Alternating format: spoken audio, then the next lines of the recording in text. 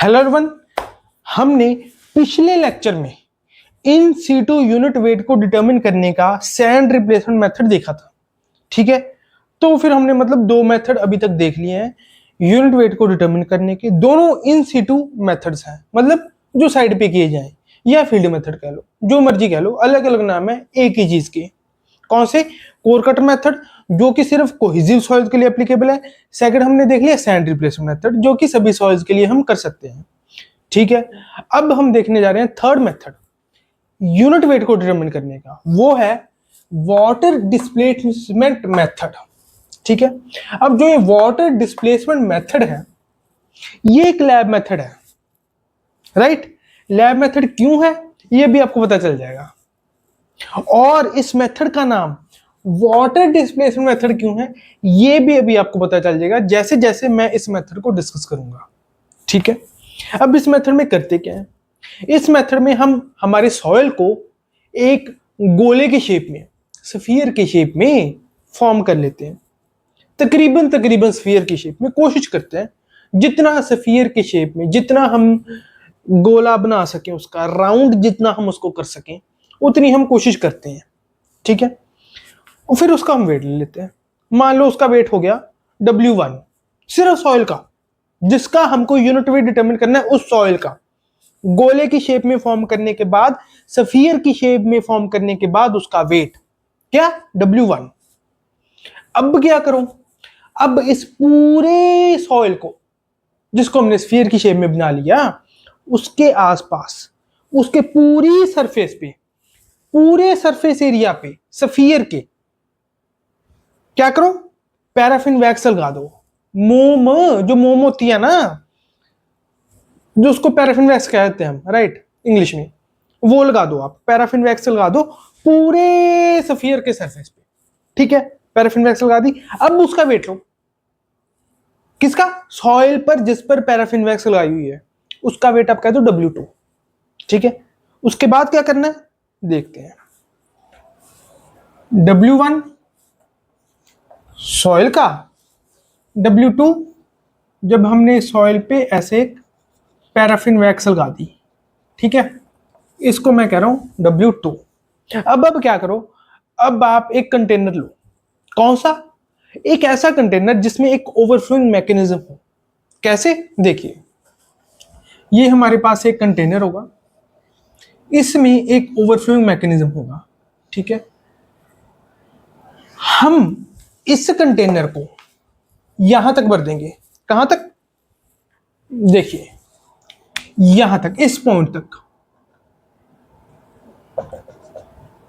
इस पॉइंट तक हम इस कंटेनर को वाटर से फिल कर देंगे, इस पॉइंट तक, ताकि थोड़ा सा भी, अब हम कुछ भी डालेंगे इस कंटेनर, इसमें ओवरफ्लोइंग मैकेनिज्म वाले कंटेनर में हम कुछ भी डालेंगे तो पानी, ये जो ऊपर आपको रास्ता दिख रहा है ना, इसमें से फ्लो करता हुआ ओवरफ्लोइंग कंटेनर में चला जाएगा।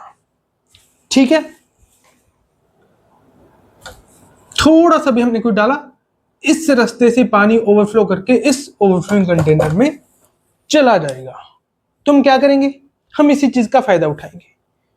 और आर्किमिडीज प्रिंसिपल, बॉयंसी वाला प्रिंसिपल, उसका भी फायदा उठाएंगे। कैसे? देखिए, इस सॉइल का वेट क्या है? W2, जिस पर पैराफिन वैक्स हमने चढ़ाई हुई है। तो हमने इस सॉइल को क्या किया? इस कंटेनर में डाल दिया। पानी देखिए, पानी अभी सॉइल डाला नहीं है, उससे पहले पानी यहां तक, बिल्कुल इसके इस पॉइंट तक फिल्ड है, इस पॉइंट तक फिल्ड है, बिल्कुल टॉप तक, कि अब कुछ भी डाला तो इस रास्ते से ओवरफ्लोइंग कंटेनर में चला जाएगा। हमने अब क्या किया? इस सॉइल को इस कंटेनर में डाल दिया। तो अब सॉइल को डाला है तो पानी क्या करेगा? पानी इस ओवरफ्लोइंग वाले रास्ते से होके इसमें चला जाएगा। कब? जब हमने अपने इस सॉइल को इस पानी वाले कंटेनर में डाल दिया, जिस पर हमने पैराफिन वैक्स चढ़ाई हुई है। उसको इस कंटेनर में डाल दिया तो ये कुछ ना कुछ पानी को डिस्प्लेस करेगा, वाटर को डिस्प्लेस करेगा, ये वाटर को ऊपर उठाएगा, डिस्प्लेस किया, मतलब वाटर डिस्प्लेसमेंट मेथड। आपको समझ लग रहा होगा ना कि इस मेथड का नाम वाटर डिस्प्लेसमेंट मेथड क्यों आया, क्योंकि जब हमने अपने सॉइल को इस कंटेनर में डाला तो इस सॉइल को डालने की वजह से इस कंटेनर में वाटर डिस्प्लेस हुआ, ऊपर उठा, डिस्प्लेस हुआ, तो इसीलिए इस मेथड को हम वाटर डिस्प्लेसमेंट मेथड कह रहे हैं। ठीक है, ऐसे, राइट। आसपास तो इसके ऑफ कोर्स पानी है ही, राइट, पूरे का पूरा पानी से फिल्ड है हमारा कंटेनर। तो अब क्या हुआ, इसने कुछ ना कुछ पानी डिस्प्लेस किया, कितना किया ये हम अभी देखते हैं। अगर आपको बॉयंसी प्रिंसिपल अच्छे से आता है तो फिर तो आपको पता ही है, अगर आपको थोड़ा डाउट है तो मैं आपको बता देता हूं। हमने ऑलरेडी बॉयंसी प्रिंसिपल सॉइल में भी डिस्कस कर लिया है, जितनी हमें जरूरत थी। ठीक है, अब फिर से डिस्कस करेंगे, जितनी हमें जरूरत पड़ी, ठीक है, उतना डिस्कस कर लेंगे। और इस चीज को जो हमने पहले डिस्कस किया है, बॉयंसी प्रिंसिपल को, आर्किमिडीज प्रिंसिपल को, उसको कैरी फॉरवर्ड करते हुए हम बारी बारी एक चीज को रिपीट करके मैं आपका टाइम बर्बाद नहीं करूंगा। ठीक है, सीधा हम रिजल्ट पे आके देखें कि क्या कितना पानी यहां पे डिस्प्लेस होगा। ठीक है, अब सवाल ये उठता है कि हमने इस सॉइल पर जो हमने इस कंटेनर में डाला उस पे हमने पैराफिन वैक्स मतलब मोम क्यों चढ़ाई। जेन्युइन सवाल उठता है, ऐसा हमने किया तो किया क्यों? क्योंकि हमने इस सॉइल को इस कंटेनर में डालना था जिसमें वाटर था। अगर हम इस सॉइल के ऊपर पैराफिन वैक्स नहीं चढ़ाएंगे तो इस सॉइल पर जिसका हमको यूनिट वेट डिटरमिन करना है, इस सॉइल में इस पानी में डालने के बाद पानी इस सॉइल में अंदर घुस जाएगा। पानी घुस जाएगा तो वाटर कंटेंट उसका चेंज हो जाएगा। वाटर कंटेंट चेंज हो जाएगा तो यूनिट वेट जो हमने डिटरमिन करना था वो फॉल्स यूनिट वेट आएगा, एग्जैक्टली नहीं आएगा। तो उसका कोई मतलब ही नहीं बनता, उस एक्सपेरिमेंट को करने का कोई मतलब ही नहीं बनता जिसका रिजल्ट ही गलत आए।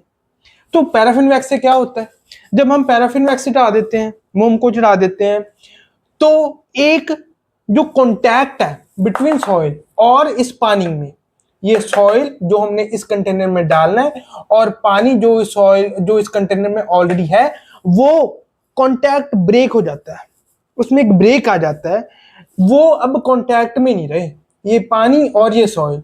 अब किसकी वजह से नहीं कॉन्टैक्ट में रहे? क्योंकि हमने इसके आसपास पैराफिन वैक्स की कोटिंग कर दी।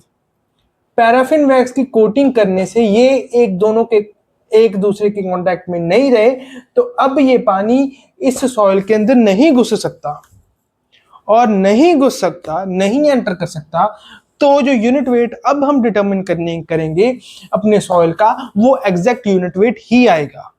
ठीक है, अब सवाल उठता है कि हम इसको करते कैसे। देखिए, पानी डिस्प्लेस होगा, जो भी वाटर डिस्प्लेस होगा हम उसका वेट ले लेंगे।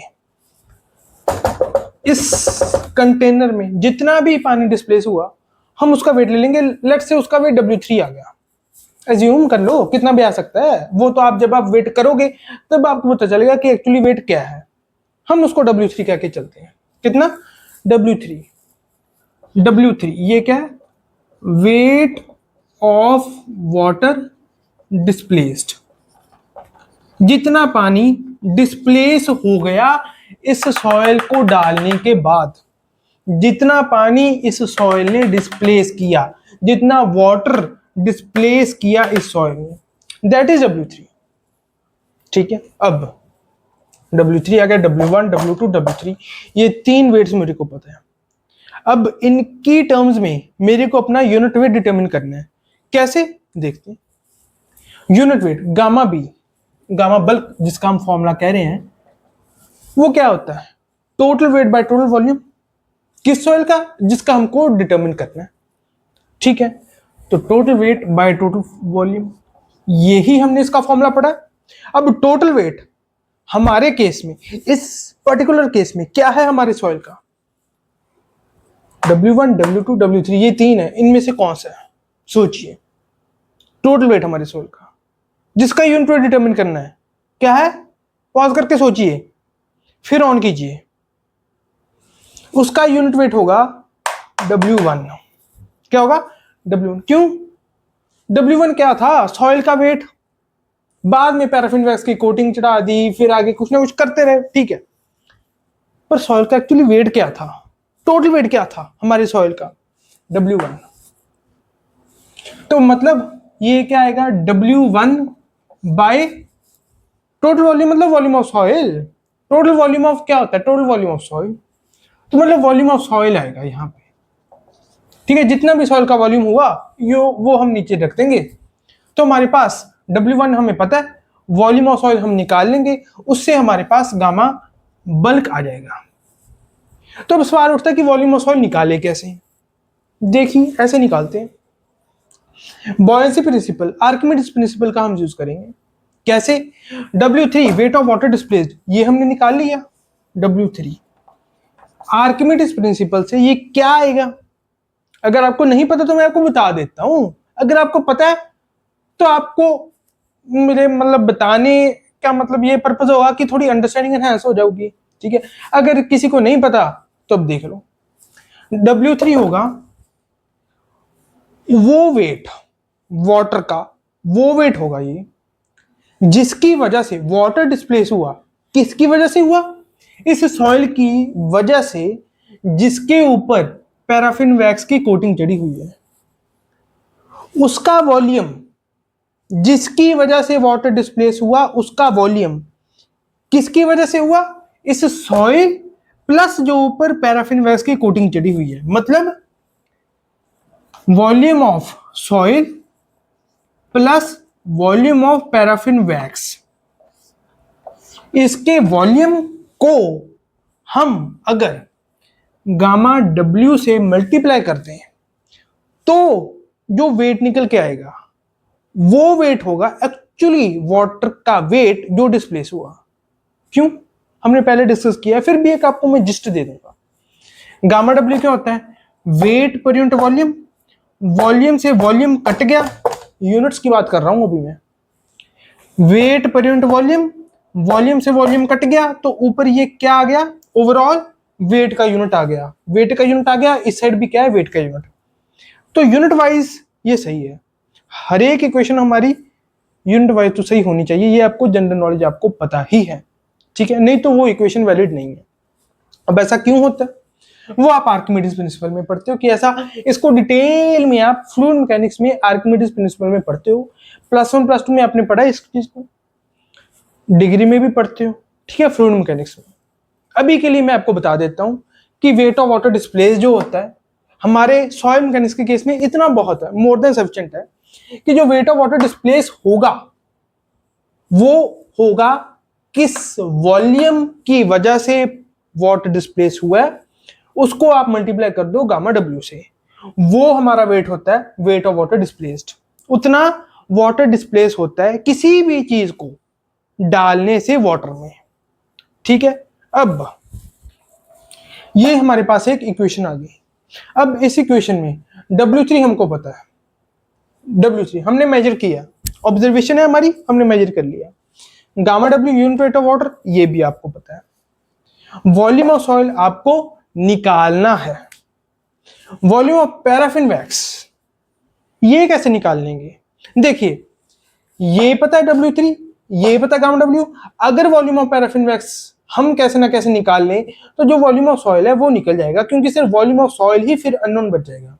तो हमको मतलब अब सिर्फ और सिर्फ वॉल्यूम ऑफ पैराफिन वैक्स पे फोकस करना है कि हम वॉल्यूम ऑफ पैराफिन वैक्स को कैसे निकालें। तो उसको ऐसे निकालेंगे, वॉल्यूम ऑफ पैराफिन वैक्स किसके इक्वल होगा? उसके लिए आप देखिए यूनिट वेट किसी भी चीज का क्या होता है? वेट पर यूनिट वॉल्यूम। तो गामा पैराफिन वैक्स क्या आएगा? Gamma paraffin wax unit weight of paraffin wax क्या आएगा? Weight of paraffin wax by volume of paraffin wax. Weight of paraffin wax by volume of paraffin wax. अब जिस भी paraffin wax को हम use कर रहे हैं उसका हम स्टैंडर्डाइज यूनिट वेट पता करते हैं, गामा पीडब्ल्यू, ये हमको पता होता है। ठीक है, अब जिस जिस जो जो चीज हमें पता है उस चीज को मैं इस रेड मार्कर से टिक करता हूं। ये हमें पता है, ये हमें पता है। अभी वॉल्यूम पैराफिन वैक्स नहीं पता इस इक्वेशन में, इस इक्वेशन में नहीं पता, तो ऐसे निकाल दें इसको। कैसे, देखिए गामा पैराफिन वैक्स, मान लीजिए अभी के लिए मान लीजिए मुझे नहीं पता, वेट ऑफ पैराफिन वैक्स ये मेरे को पता है। कैसे पता है? वीडियो को पॉज कीजिए, सोचिए और फिर प्ले कीजिए, फिर मैं आपको बताता हूं। ठीक है, वेट ऑफ पैराफिन वैक्स क्या होगा, क्या होगा? देखिए W1 क्या था, सॉइल का वेट, और W2 इस सॉइल के ऊपर जब हमने पैराफिन वैक्स चढ़ा दी तो उसका वेट था हमारे पास W2, ये था। तो W1 सॉइल का, W2 जब पैराफिन वैक्स चढ़ा दी उसका, तो जो डिफरेंस हुआ इन दोनों का W2 माइनस W1, वो क्या होगा? पैराफिन वैक्स का। सॉइल तो सेम ही है, सॉइल का वेट सेम है, बस ऊपर पैराफिन वैक्स चढ़ाने से इसका वेट इंक्रीज हो गया टू W2। मतलब W2 माइनस W1 जो इसका डिफरेंस होगा वेट का, वो किसके इक्वल होगा? Paraffin wax. ठीक है, तो मतलब वेट ऑफ पैराफिन वैक्स क्या आएगा? यहां पर वेट ऑफ पैराफिन वैक्स मेरे आएगा W2 माइनस W1, ये आ जाएगा। अब वेट ऑफ पैराफिन वैक्स ये भी अब मेरे को पता चल गया, this is also known to me. Weight of paraffin wax कैसे? W2 माइनस W1, ये भी मुझे पता चल गया। वॉल्यूम ऑफ पैराफिन वैक्स अभी तक नहीं निकला, ठीक है, नहीं निकला। गामा पैराफिन वैक्स मान लीजिए अभी के लिए मान लीजिए मुझे नहीं पता, तो फिर मुझे क्या पता होना चाहिए? एटलीस्ट क्या पता होना चाहिए? गामा पैराफिन वैक्स अगर निकालना है तो किस किस टर्म से निकलेगा वो? किस टर्म से? स्पेसिफिक ग्रेविटी से। उसकी अगर मुझे स्पेसिफिक ग्रेविटी पता हो, ठीक है, मैं आपको बता रहा हूं कि अलग अलग लेवल्स जिस पे डिफिकल्टी लेवल को ले जाया जा सकता है, मैं आपको मोस्ट हायर जो डिफिकल्टी लेवल है उस पे लेके जा रहा हूं, फिर उससे अगर आसान क्वेश्चन आ गया वो तो हो ही जाएगा, राइट। तो गामा पैराफिन वैक्स अगर आपको नहीं पता तो आपको जी स्पेसिफिक ग्रेविटी और पैराफिन वैक्स आपको पता होगा या वो आपको दिया जाएगा, कहने का ये मतलब है। Specific gravity of paraffin wax ये आपको दिया जाएगा, specific gravity of paraffin wax, ठीक है। वो किसके इक्वल होगी? ऑफ कोर्स जो स्पेसिफिक ग्रेविटी का फॉर्मूला है, किसी भी चीज का स्पेसिफिक ग्रेविटी का फॉर्मूला हमारे सॉइल के केस में क्या होता है? जिस भी चीज की आप स्पेसिफिक ग्रेविटी देख रहे हो उसका यूनिट वेट ऊपर रख लो। हम देख रहे हैं पैराफिन वैक्स की, तो पैराफिन वैक्स के यूनिट वेट को मैं ऊपर रखूंगा और नीचे क्या रखता होता हूं मैं? बताइए, गामा डब्ल्यू को, राइट। तो गामा डब्ल्यू ये आपको पता होता है। जीओ पैराफिन वैक्स आपको स्टैंडर्डाइज टेबल से मिल जाएगी, जिस भी पैराफिन वैक्स की आप यूज कर रहे हो उसकी स्टैंडर्डाइज टेबल से आपको पता चल जाएगा कि उसकी स्पेसिफिक ग्रेविटी आपकी क्या है, ठीक है। तो गामा डब्ल्यू ये भी आपको पता है। तो अब गामा पैराफिन वैक्स आप इससे निकाल लोगे। अब यहां से gamma PW specific unit weight of paraffin wax वो आप निकाल लोगे। तो अब मतलब आपके पास unit weight of paraffin wax ये निकल गया। अब ये निकल गया, अब इसको मैं टिक मार्क कर दूंगा। तो ये पता है, ये पता है, वॉल्यूम ऑफ पैराफिन वैक्स निकाल लोगे, इसको इस साइड ले जाना, इसको इस साइड ले जाना। वॉल्यूम ऑफ पैराफिन वैक्स क्या आ जाएगा? Wait of paraffin wax by gamma of paraffin wax, multiplication division, simple maths, simple 10th maths, 8th 9th maths, right. इससे आपका क्या आ जाएगा? वॉल्यूम ऑफ पैराफिन वैक्स आपका निकल जाएगा। कैसे? ऐसे। तो अब मैं मतलब वॉल्यूम ऑफ पैराफिन वैक्स भी मेरे को अब पता चल गया, तो इसको भी मैं क्या कर लेता हूं? टिक मार्क कर लेता हूं, ठीक है। अब वॉल्यूम ऑफ पैराफिन वैक्स भी मेरे पास आ गया, तो इस इक्वेशन में अब मैं इसको इससे टिक मार्क करूंगा रेड मार्कर से। वॉल्यूम ऑफ पैराफिन वैक्स ये भी मेरे पास अब आ गया। अब ये भी पता है W3, volume of air max VPW ये भी पता है, गामा W भी पता है, सब कुछ पता है, सिर्फ वॉल्यूम ऑफ सॉइल नहीं पता। तो simple multiplication division plus minus, उससे क्या निकालोगे आप, वॉल्यूम ऑफ सॉइल निकल जाएगा। कैसे, W3 बाय गामा W कर देना, उसके बाद minus of volume of air max कर देना, वॉल्यूम ऑफ सॉइल आपके पास आ जाएगा। ये जो वॉल्यूम ऑफ सॉइल आपके पास आ जाएगा, इसको आप रखोगे इस इक्वेशन में। W1 आपको पता था, वॉल्यूम ऑफ सॉइल आपने इस इक्वेशन में से निकाल लिया, तो अब gamma B bulk unit weight आपके पास आ जाएगा। ठीक है, फिर ड्राई यूनिट वेट तो जैसे मैंने आपको बताया हर केस में हम करते हैं, ओवन ड्राइंग मेथड से हम वाटर कंटेंट W को निकाल लेंगे, फिर gamma dry equal to gamma bulk by 1 plus W वाले फॉर्मूले से हम ड्राई यूनिट वेट भी निकाल लेंगे। ठीक है, अब मैं इस जो कॉम्प्लिकेटेड सी इक्वेशन बन जाएगी, इसको इसमें पुट करके, इसको उसमें पुट करके, सभी चीजों को इसमें पुट करके, फिर वॉल्यूम ऑफ सॉइल जो निकलेगा उसको इसमें पुट करके एक कॉम्प्लिकेटेड सी इक्वेशन सी बना दूं, उसका कोई मतलब नहीं बनता। ठीक है, क्योंकि मान लो कोई क्वेश्चन चेंज कर दिया, कोई वैल्यूज चेंज कर दी, थोड़ा सा भी घुमा दिया, तो जो आप इक्वेशन याद करोगे ना यहाँ पे, उसका कोई फायदा नहीं होगा। एक तो इतनी झंझट से इक्वेशन याद करोगे, ऊपर से थोड़ा सा क्वेश्चन को घुमा दिया तो क्वेश्चन गलत कर दोगे, तो क्या फायदा, कोई फायदा नहीं होगा। ये कंसेप्चुअल क्वेश्चन आएगा। अगर अगर पूछा कि क्या होता है कैसे होता है, तो वो तो मैंने आपको बता ही दिया, छोटे लेवल में उस लेवल का आ जाएगा। अगर इससे क्वेश्चन आया गेट लेवल पे, इसका न्यूमेरिकल भी आ सकता है। अगर इसका न्यूमेरिकल आ गया IES और गेट लेवल पे, IES मेंस में आ सकता है और गेट पे ऐसे आ सकता है 2 मार्क्स क्वेश्चन में। और अगर क्वेश्चन आ गया तो उस क्वेश्चन को एक प्रोबेबिलिटी है, हायर प्रोबेबिलिटी, कि थोड़ा बहुता उस क्वेश्चन को हो सकता है तोड़ मरोड़ दे। तो जैसे भी तोड़ मरोड़ दे, आपने कंसेप्ट अच्छे समझ लिया, जैसे भी तोड़ मरोड़ दे आप कर लोगे। फिर अगर मैं यहां पे एक इक्वेशन निकाल दूं, वॉल्यूम ऑफ सॉइल को पुट कर दूं, एक इक्वेशन निकाल दूं, तो फिर आपसे क्वेश्चन नहीं होगा, फिर आप रट लोगे इक्वेशन, थोड़ा सा घुमा दिया, कोई फायदा नहीं है, it will all go to waste. तो इसलिए मैं आपको एडवाइस करूंगा कि अगर इसमें से क्वेश्चन आता है, ठीक है, तो उसको एक रेगुलर प्रोसीजर से आप ऐसे फॉलो करते करते, जिस भी चीज की आपको जरूरत है उस चीज को कंसेप्चुअली सोच के, कि आप पहले तो ना इस मेथड को, जैसे मैंने आपको पढ़ाया है, इसको कॉपी क्लोज करके, राइट, वीडियो देख के, तो कॉपी पे अलग से अपना करके देखना, एक एक चीज, एक एक इक्वेशन, कि अच्छा ये दिया वो दिया। मैंने आपको जो हायर डिफिकल्टी, सबसे मुश्किल चीज हो सकती है, सबसे मुश्किल से मुश्किल इस क्वेश्चन में पूछा जा सकता है, उस तरीके से आपको कराया है। ठीक है, तो जो आसान चीजें वो तो हो ही जाएंगी। तो ऐसे आप इसका बल्क यूनिट वेट निकालोगे और वाटर कंटेंट से आप ड्राई यूनिट वेट भी निकालोगे। ठीक है, तो ये मेथड जो है वाटर डिस्प्लेसमेंट मेथड हमारा, ये यहाँ पर हमारा कंप्लीट होता है। अब अगले लेक्चर में हम अगला मेथड देखेंगे, वो भी एक लैब मेथड है, किसको, यूनिट वेट को डिटरमिन करने का। राइट, इस लेक्चर को हम यहाँ पे खत्म करते हैं, अगले लेक्चर में हम और आगे बढ़ेंगे। Right, thank you very much.